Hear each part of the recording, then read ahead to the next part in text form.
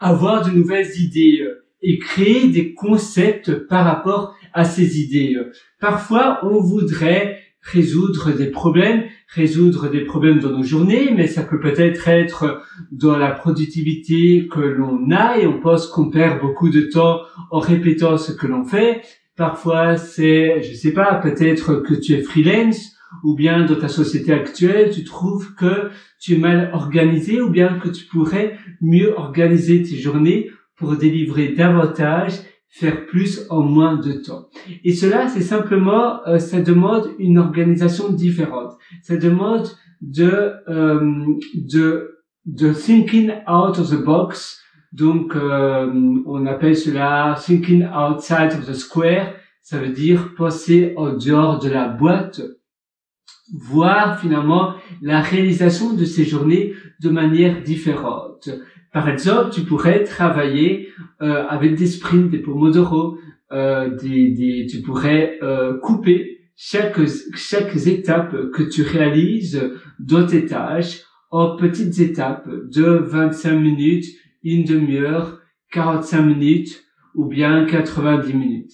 Et en coupant cela, tu vas pouvoir être challengé parce que tu sais que tu as seulement 90 minutes, par exemple, pour faire une petite tâche que tu auras préalablement découpée. Par exemple, si tu es ingénieur en informatique et que tu dois créer un logiciel, tu vas découper la conception du logiciel en petits morceaux. Par exemple, la création de la page d'inscription, 90 minutes. La création de la page de connexion et de déconnexion, 45 minutes. Connexion, déconnexion, inscription. Et puis après, la page d'admin, la page d'administration, rien que la page d'accueil d'administration avec peut-être les statistiques, eh bien 90 minutes. Et ainsi de suite. Et comme cela, tu vas pouvoir faire cela en petits sprints de 90 minutes et être en immersion, être immergé dans chaque sprint. Et ça va finalement faire appel au principe du time boxing. Tu vas mettre un minuteur de 90 minutes et tu sais que dès que le minuteur retentit, tu dois tout arrêter, cela est en route.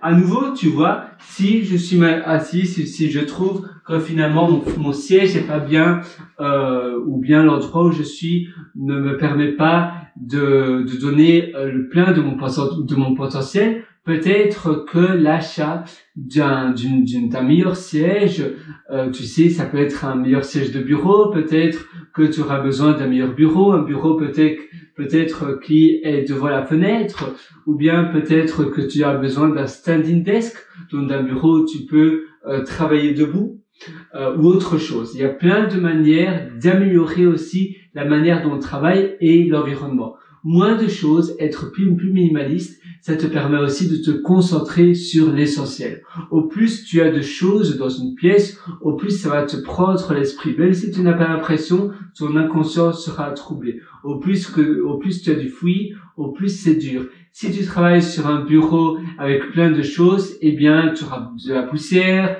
ça prendra du temps pour épousseter et ça sera difficile pour toi de te concentrer sur l'essentiel, peut-être sur ton PC. Et simplement ton PC.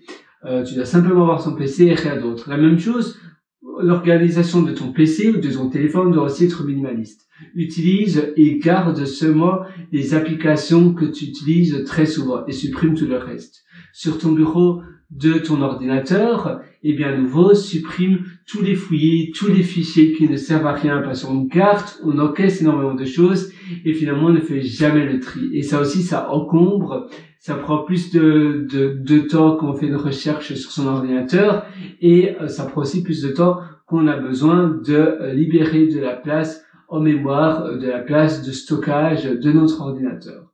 Donc je te conseille aussi de faire cela.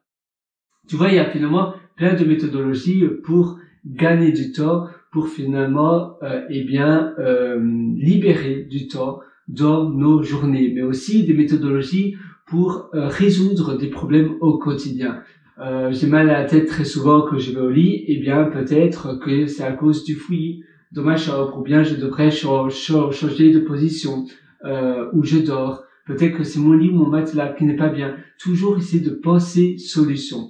Peut-être que je me lève à des heures irrégulières ou bien que je vais au lit à des heures irrégulières. Peut-être qu'il y a du bruit et en réalité, c'est ça qui perturbe mon sommeil. Peut-être que je bois trop avant d'aller au lit et alors je dois aller aux toilettes durant la nuit. Et ça perturbe également mon sommeil.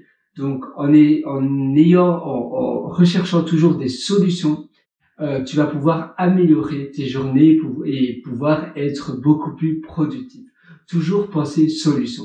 Voilà, c'est tout pour cette petite session. Si tu veux aller plus loin, je t'ai concocté aussi plein d'ateliers qui se trouvent sur mon site pierrewriter.com, pierrewriter.com. Là-dessus, tu as plein d'articles que je t'ai écrits. Tu as aussi un livre que j'ai publié sur Amazon. Tu as un lien sur Menu Duo également sur le site pierrewriter.com. Et tu as aussi des ateliers. Pour aller plus loin, je te conseille d'ailleurs l'atelier Belle Vie. Cet atelier-là, je te prends vraiment par la main pour améliorer tous les aspects de ta vie. Et tu as aussi l'atelier Immersion profonde, la méthode DEEP, qui se trouve aussi sur pierrewriter.com, pierrewriter.com. Et donc, tu as un lien, mes méthodologies. Et si tu recherches l'atelier Immersion profonde, la méthode DEEP, cet atelier-là va vraiment te prendre par la main également. Je te prends par la main pour pouvoir optimiser ton temps et pour pouvoir finalement dépluquer tes journées et pouvoir réaliser facilement 5 à 10 fois plus dans une journée, dans 24 heures. À très bientôt sur ce. Ciao.